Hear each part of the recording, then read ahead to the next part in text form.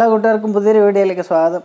ഇന്ന് നമ്മൾ തൈര് ചോറാണ് ഉണ്ടാക്കാൻ പോകുന്നത്. ഇന്നത്തെ വീഡിയോയിൽ തമിഴ്നാട്ടിൽ ഇതിന് തൈര് സാദം എന്ന് പറയും. അപ്പം നമ്മൾ തൈര് ചോറ് ഉണ്ടാക്കാൻ വേണ്ടിയിട്ടുള്ള ആവശ്യമുള്ള സാധനങ്ങളൊക്കെ എടുത്തു വെച്ചിട്ടുണ്ട്. പച്ചരി ചോറ് ഉപ്പിട്ട് ആവശ്യത്തിനുള്ള ഉപ്പിട്ട് നമ്മൾ വടിച്ചു വെച്ചിട്ടുണ്ട്. ഒരു കുടം തൈര്, ചെറിയ കുടത്തിൽ ഒരു കുടം തൈര്, കുറച്ച് ക്യാരറ്റ് വെട്ടി അരിഞ്ഞത്, കുറച്ച് സവോള വെട്ടി അരിഞ്ഞത്, കുറച്ച് പച്ചമുളക്, കുറച്ച് ഇഞ്ചി, 2 തണ്ട് കറിവേപ്പില, കുറച്ച് മല്ലിയില, വറ്റൽമുളക് 2ആയിട്ട് മുറിച്ചത്. നമ്മളിപ്പോൾ അടുപ്പ് കത്തിച്ച് ചട്ടി വെച്ചു. ചട്ടി ചൂടായി വരുമ്പോൾ നമുക്ക് ആദ്യം ഒന്ന് കടുക് വറുക്കണം. കടുക് വറുത്തതിന് ശേഷമാണ് ബാക്കി നമ്മൾ തൈര് സാദം എല്ലാം സെറ്റ് ചെയ്യുന്നത്. ചട്ടി ചൂടായി വരുമ്പോഴത്തേക്കും ആവശ്യത്തിനുള്ള വെളിച്ചെണ്ണ ഒഴിച്ചു കൊടുക്കണം.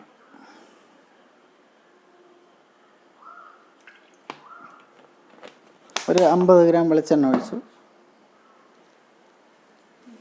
അപ്പം നമ്മൾ വെളിച്ചെണ്ണ ചൂടായി, കുറച്ച് കടുക് ഇട്ട് കൊടുക്കാം.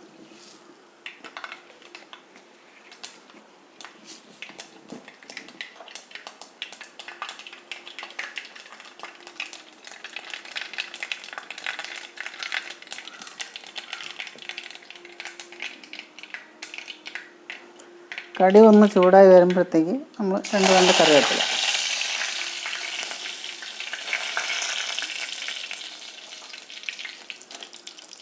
ഫ്ലെയിം ഒന്ന് കുറച്ച് വയ്ക്കണം, അല്ലാന്നുണ്ടെങ്കിൽ കരിഞ്ഞു പോകും. പിന്നെ നമ്മൾ കട്ട് ചെയ്ത് വെച്ച വറ്റൽമുളക് ഇട്ട് കൊടുക്കും.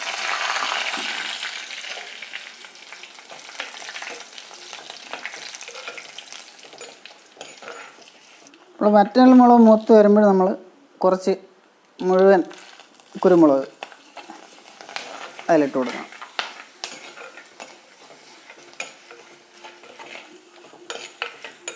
കുരുമുളക് ചൂടാകുമ്പോൾ നമുക്ക് ഫ്ലെയിം ഓഫ് ചെയ്യാം. ഓഫ് ചെയ്തിട്ട് നമ്മൾ ആവശ്യത്തിനുള്ള ചോറ് ഇതിലോട്ട് ഇട്ട് കൊടുക്കണം.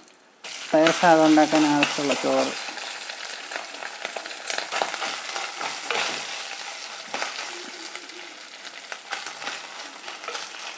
ചോറിട്ട് നമ്മൾ വടിച്ച് വെള്ളം വാർത്ത് വെച്ചതാണ്. അപ്പോൾ കട്ട പിടിക്കും. കട്ട ഒന്ന് ഉടച്ച് കടുക് വറുത്തതിനെ ഇതിലോട്ടൊന്ന് മിക്സ് ചെയ്യണം.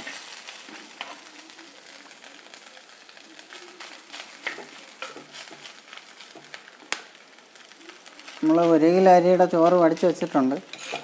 അപ്പോൾ 1 കിലോ അരി ആവശ്യമില്ല. നമ്മൾ ഈ ചെറിയ ചട്ടിയിൽ കൊള്ളുന്ന അത്രയും തൈര് സാദമാണ് ചെയ്യുന്നത്.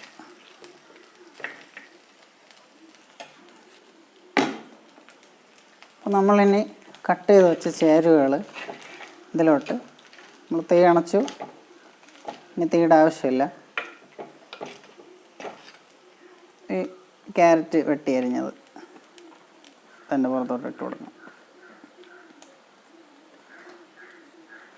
അത് കഴിഞ്ഞിട്ട് സവോള വെട്ടി അരിഞ്ഞത്,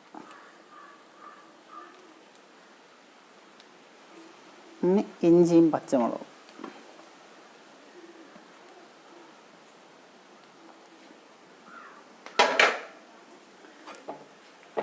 ഒന്ന് മറിച്ച് വെക്കാം.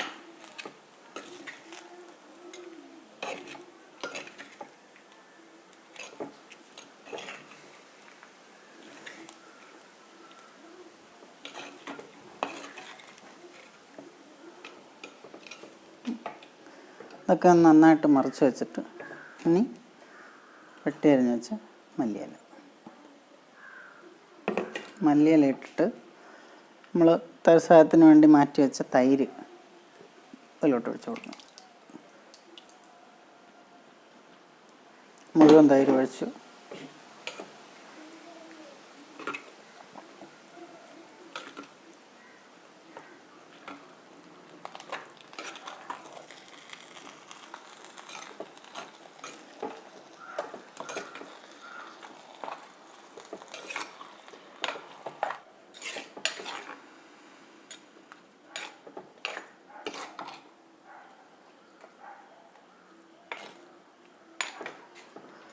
നമ്മൾ തൈര് സാദം നന്നായിട്ട് മിക്സ് ചെയ്തു.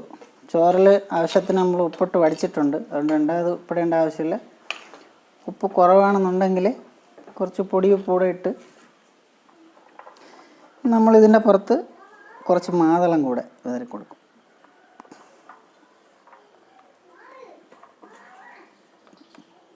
തൈര് ചോറിൽ മാതളം ഇടുമ്പോൾ ഒരു പ്രത്യേക ടേസ്റ്റാണ്. ഇതിനെ ഒന്നും കൂടെ ഒന്ന് മിക്സ് ചെയ്ത് കൊടുക്കും നന്നായിട്ട്.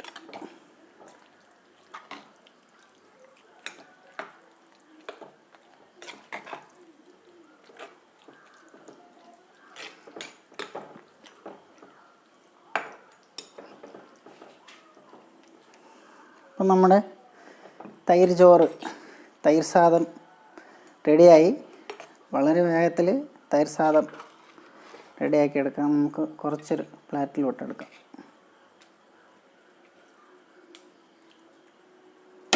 കുറച്ച് തൈര് സാദം ഞാൻ പ്ലേറ്റിലോട്ട് എടുത്തു.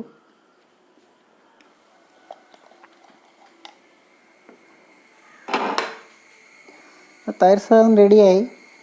അതിൻ്റെ കൂടെ ഒരല്പം മാങ്ങാച്ചാർ ചേർത്ത് കഴിച്ചു നോക്കാം.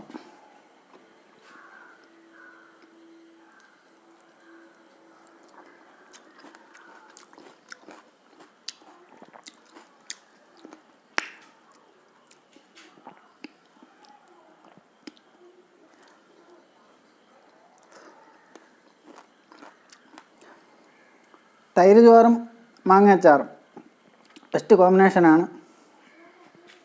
ഇപ്പോൾ നിങ്ങൾ ഈ റെസിപ്പി ഇഷ്ടപ്പെട്ടെന്നുണ്ടെങ്കിൽ തൈര് ചോറ് ഇതുപോലെ വേഗം റെഡിയാക്കി എടുക്കണം.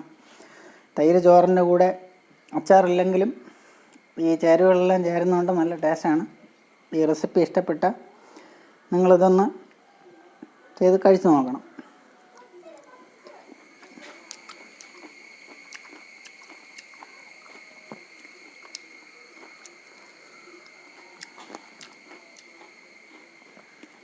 പുതിയൊരു റെസിപ്പിയായിട്ട് ഞാൻ വീണ്ടും വരും. എല്ലാവർക്കും നന്ദി, നമസ്കാരം.